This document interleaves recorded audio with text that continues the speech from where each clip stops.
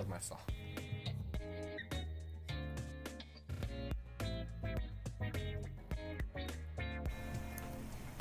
Stop running away.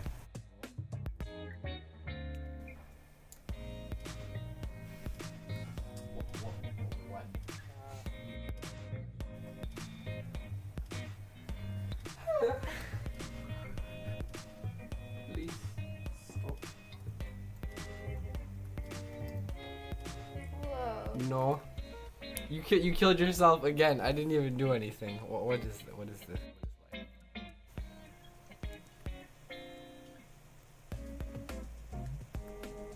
Bien, mangia. Voici un exemple d'un jeu vidéo très simple qu'on peut faire en JavaScript. C'est un jeu inspiré par les motocyclettes dans le film Tron de Walt Disney. Donc, je suis en train d'appuyer les touches de flèche sur le clavier pour diriger le point rouge qu'on voit, qui représente une motocyclette, qui laisse une tracée de son chemin. Si la motocyclette entre en collision avec sa tracée, ben là, la moto meurt et le jeu termine. Donc, j'aimerais qu'on regarde ensemble le code source pour voir un peu de quelle façon ça fonctionne et montrer comment on peut rajouter une deuxième motocyclette pour un deuxième joueur.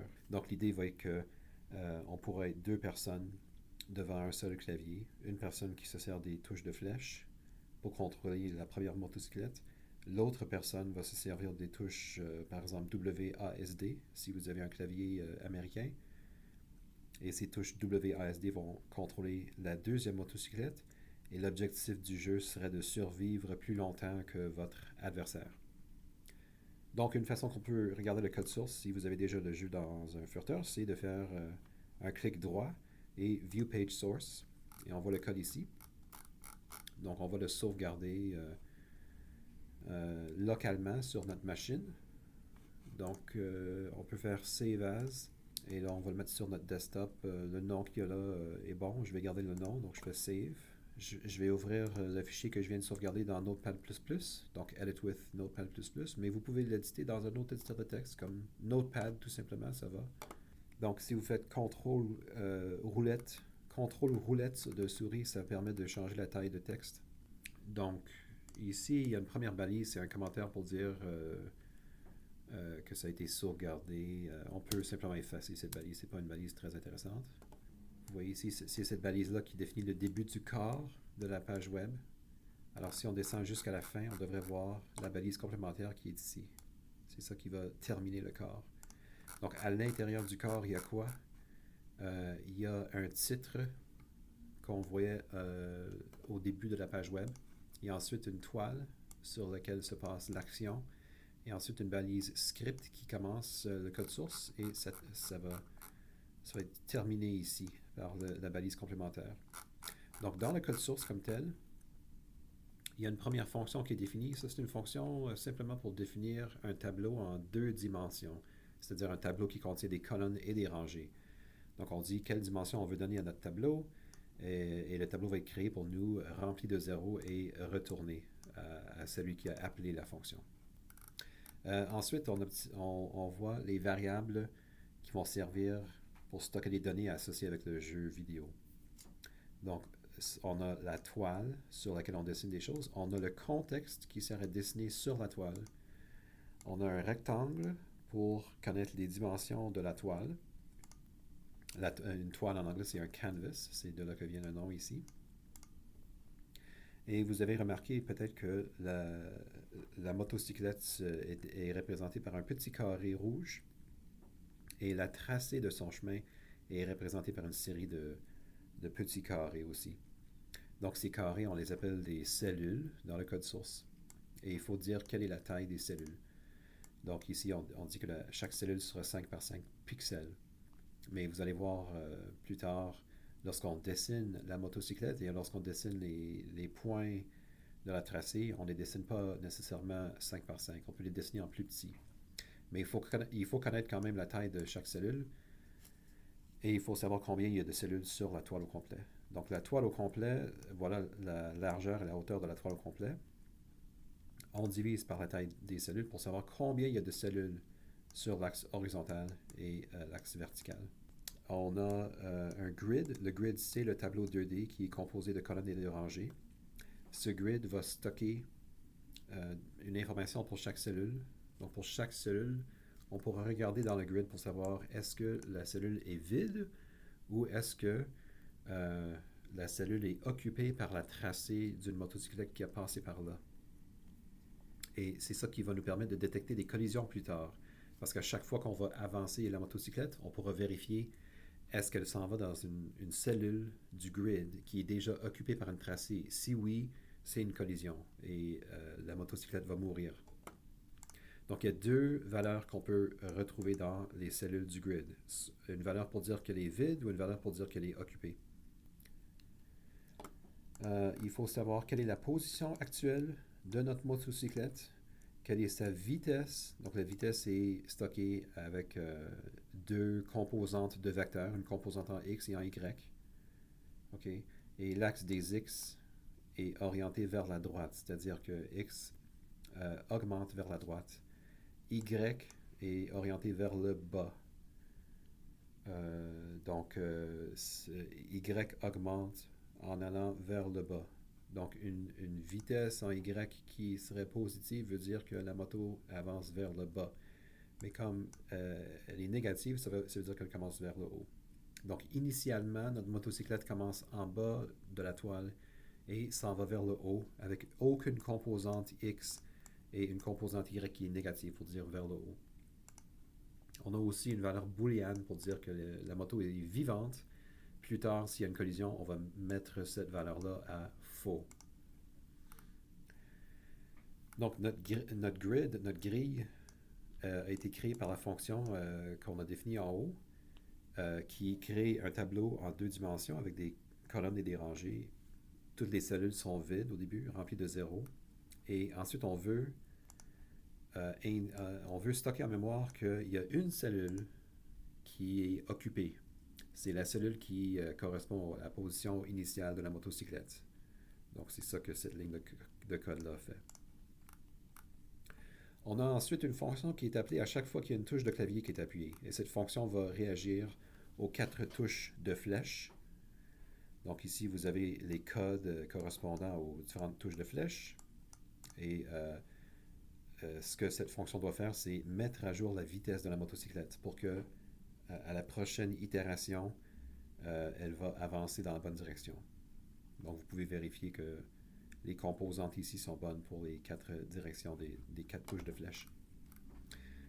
Ici, c'est ici qu'on dit au furteur que, à chaque fois qu'il y a une touche appuyée sur le document de la page web, on veut que notre fonction soit appelée. On a ensuite une fonction qui dessine le contenu de la toile. Donc, qu'est-ce qu'elle fait? Elle va d'abord effacer la toile au complet avec un rectangle noir. C'est ici qu'on spécifie la couleur noire. Hein. Ça, c'est une couleur avec 3 composantes, rouge. Donc, les 2 premiers chiffres ici donnent la composante rouge de la couleur, ensuite vert, ensuite bleu. Les 3 composantes rouge, vert, bleu sont mis à 0. Ça donne le noir comme résultat. En passant, chaque 2 chiffres ici sont des chiffres en hexadécimal. Donc, si on mettait FF, ça correspond à une valeur en décimale de 255. C'est la valeur maximale. Si on mettait FF, FF, FF, ça serait le maximum de rouge, vert et bleu. Ça donnerait blanc comme résultat. C'est ici qu'on va remplir la toile au complet avec le noir. Donc ça, c'est les coordonnées du coin supérieur gauche de la zone à remplir. Et ça, c'est les dimensions de la zone à remplir. Donc ça correspond à la toile au complet. Ensuite, on va dessiner la tracée de notre motocyclette. Et on va la dessiner avec du cyan, qui est une couleur semblable à la turquoise. Donc le cyan ou turquoise n'a pas de composante rouge, mais a une composante verte maximale et une composante bleue maximale. Donc on a choisi ça comme couleur pour ce qu'on va dessiner ensuite. Ensuite, on a 2 boucles ici qui vont parcourir toutes les colonnes et les rangées du grid. Et à l'intérieur de ces boucles, pour chaque cellule du grid, on vérifie est-ce que la cellule est occupée. Si oui, ça veut dire qu'il y a une tracée qui est passée par là. Donc, il faut dessiner un petit rectangle dans la cellule. Donc, vous voyez ici le calcul des coordonnées de ce petit rectangle turquoise ou cyan qu'on dessine. Voilà les dimensions du carré qu'on va dessiner. Donc, ce n'est pas un carré 5 par 5, c'est un carré 3 par 3. C'est un petit peu plus petit que la cellule complète. Et donc, si je sauvegarde et je regarde le résultat dans Chrome, donc on n'a rien changé. On a juste enlevé une balise au début du fichier, une balise qui ne servait à rien de toute façon. Donc, on n'a pas changé du tout le comportement du jeu. Donc voilà, je viens d'entrer en collision avec ma tracée, le jeu est fini. Mais je veux montrer l'effet de quelque chose. Si j'enlève les -2 ici, ça va faire en sorte que la tracée va être dessinée avec des petits carrés 5 par 5 au lieu de carrés 3 par 3.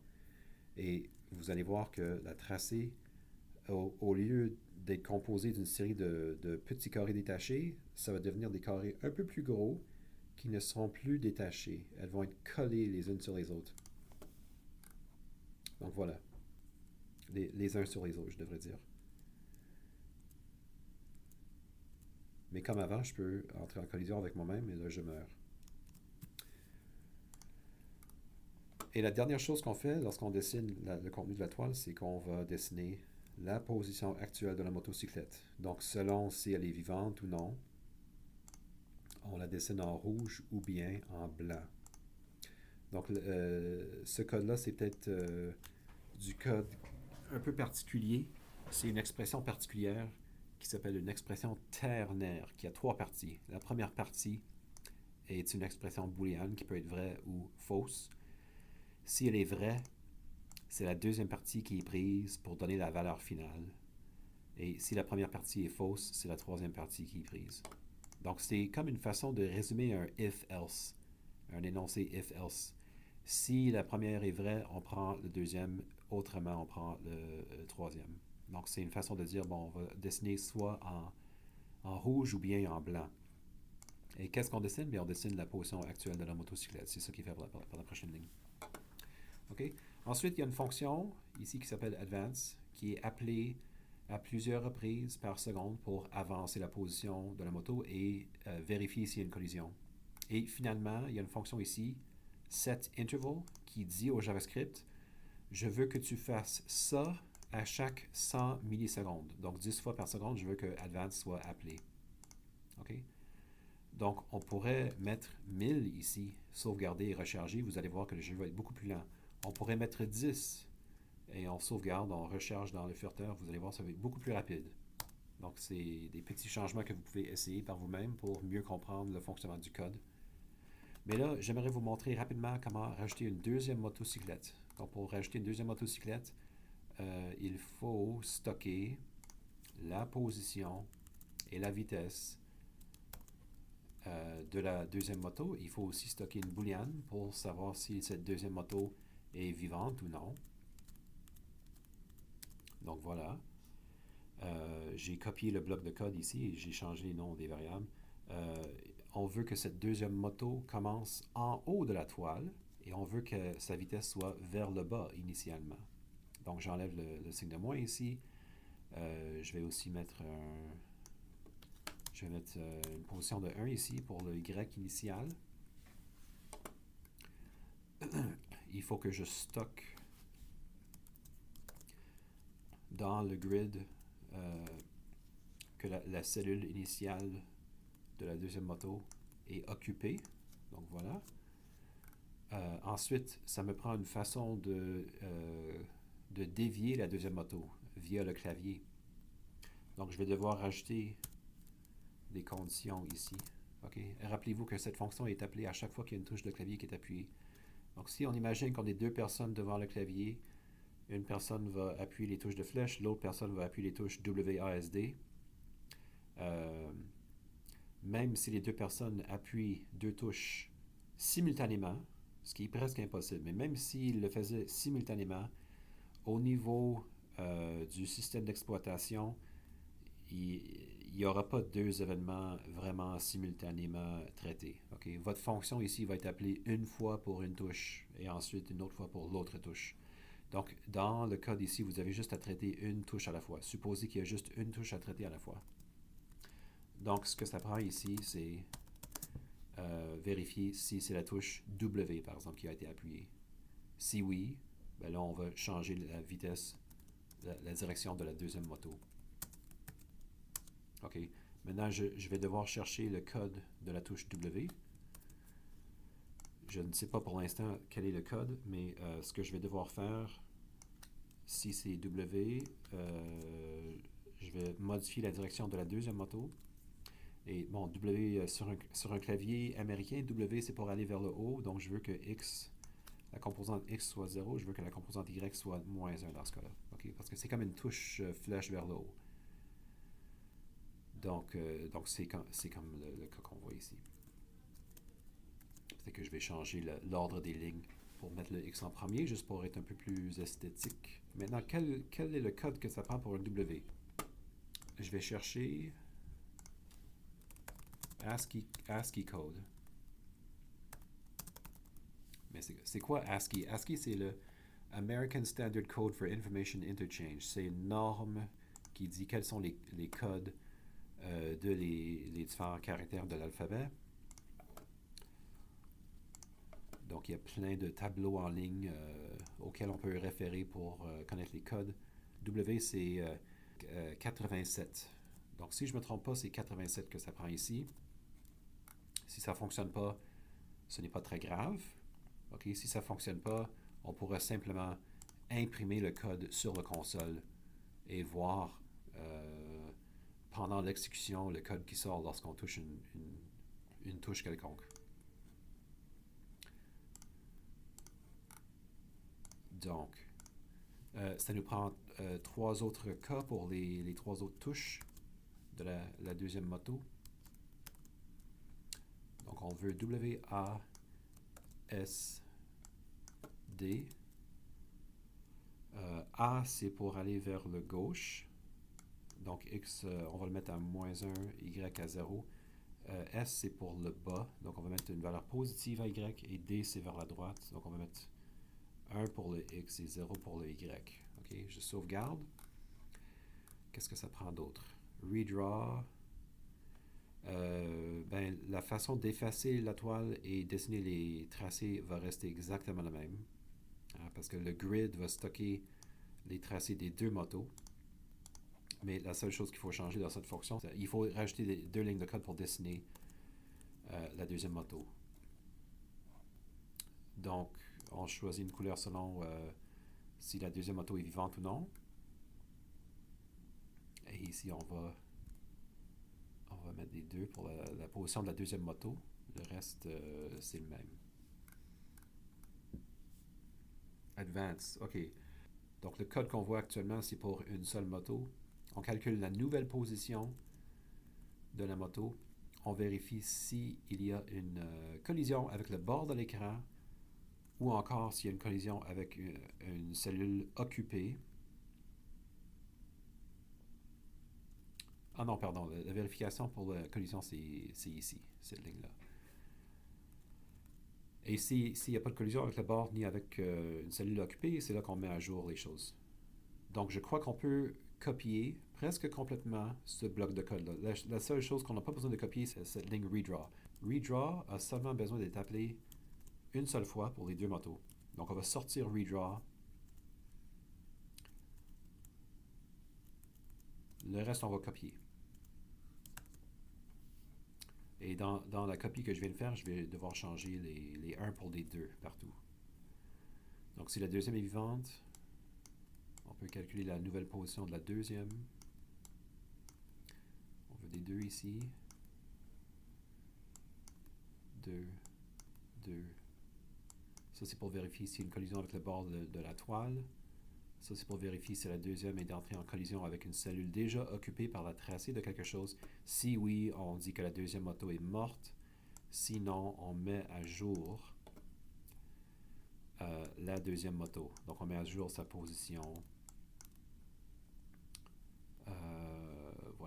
Donc, si on imagine les deux personnes qui jouent, une première personne va finir par entrer en collision, mourir. Plus tard, la deuxième personne va mourir aussi. Et une fois que les deux personnes sont mortes, on n'a plus besoin de redessiner les choses. Donc, rendu là, on n'aura plus besoin d'exécuter cette dernière ligne. Donc, ce que je vais faire, c'est faire une vérification. On va seulement redessiner si au moins une des motos est vivante. Et je pense que peut-être que ça va suffire. Oups. Ça me prend ça. OK. Peut-être c'est suffisant. Peut-être que je n'ai pas fait d'erreur, si je suis chanceux. Essayons. Je dois recharger les choses. OK, je vois deux motos, mais il y avait quelque chose de bizarre. La deuxième moto n'est pas apparue tout de suite. On réessaye. Vous voyez, la première moto, on la voit, mais la deuxième, il a pris un moment avant d'apparaître. Donc, probablement la position initiale n'est pas bonne. Aussi, je remarque que là, il semble avoir une collision, mais on n'a pas redessiné les motos avec la couleur grise. Donc, on a arrêté les choses un peu trop tôt ici. OK, je vais prendre une solution simple pour le deuxième problème. Je vais simplement appeler redraw toujours. OK? Si je fais ça, on devrait bien voir la collision et les deux motos qui meurent. Et voilà, les deux motos deviennent blanches pour montrer qu'elles sont mortes. Là, un problème, c'est que le code continue à s'exécuter, ce qui est une perte de temps de CPU. Mais je ne veux pas prendre trop de temps, je ne veux pas rendre les choses trop compliquées. Je veux maintenant chercher le problème avec la position initiale de la deuxième moto. Donc la deuxième moto a comme position initiale ça c'est la largeur de la toile divisée par 2, c'est bon. Et en Y on met 1. Donc si je mets un 10 ici, qu'est-ce qui se passe?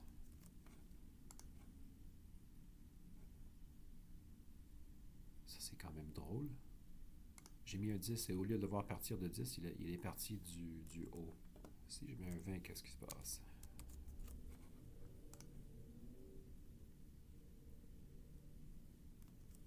Et si je mets un 15, qu'est-ce qui se passe?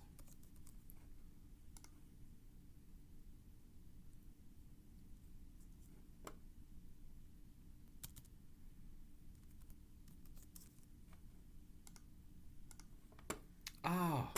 Je vois le problème. Vous voyez mon scroll bar? Mon glisseur ici était descendu. Et on ne voyait pas le haut de la toile.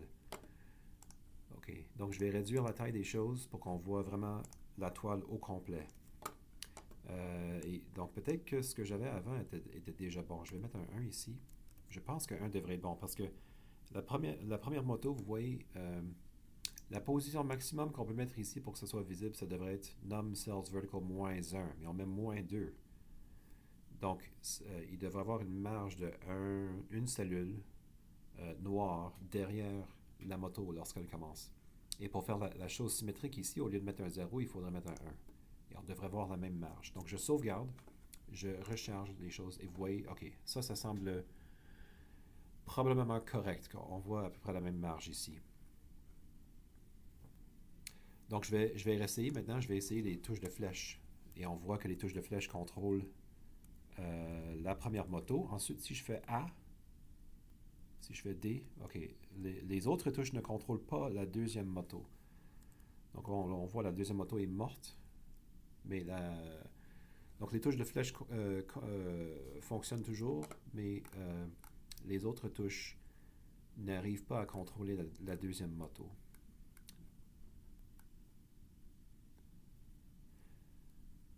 Et, OK, je vois un problème. J'ai pas mis les bons codes ici. Donc, j'aimerais savoir quels sont les codes à mettre ici. Et vous avez remarqué peut-être que j'ai décommenté la ligne ici pour imprimer le code sur le console. Donc, mettons le console. Je vais dans More Tools, Developer Tools pour avoir le console. Et vous voyez, il y a déjà des choses qui ont été sorties. Donc, j'essaie A, je vois 65, D, S, W. Voilà les 4 codes qui sont sortis. Ah, et là, il y a une chose que j'ai oublié, c'est que actuellement, j'ai un clavier Dvorak. Donc, je vais changer pour un clavier américain. Ça va donner des codes qui sont plus utiles pour la plupart d'entre vous. Donc, avec un clavier américain, je fais WASD et vous voyez les 4 codes qui sont sortis. Donc, je peux copier ces codes. Je vais déplacer ça.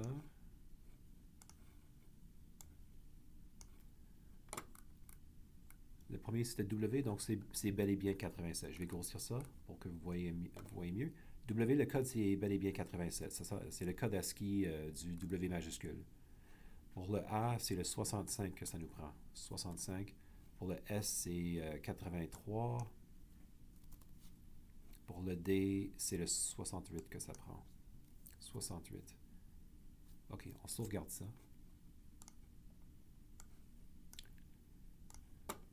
Je fais reload. Et là, A, qu'est-ce qui se passe? D.